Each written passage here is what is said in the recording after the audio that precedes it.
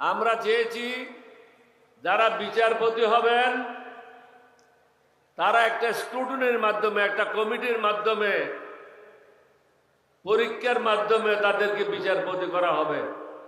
তারা কোনো দলীয় সেবাদাস হবে না।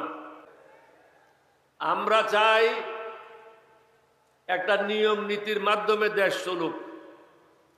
এটা জামাতের কথায় চলবে না, বাংলাদেশ খেলাফত মজলিসের কথায় চলবে না, এলডিপির কথায় চলবে না, বিএনপির কথায় চলবে না। জনগণ যেটা ঠিক করে দেবে সেই আইনের মাধ্যমে চলবে। আমাদের যে বিরোধী দলীয় নেতা আছে তিনি কিন্তু সব দিক থেকে সরকারকে সাহায্য করার জন্য চেষ্টা করছে। সরকার সে সাহায্য গ্রহণ করছে না। আমরা বলবো আপনি আর বেশি তাদের খাতির করে লাভ নাই।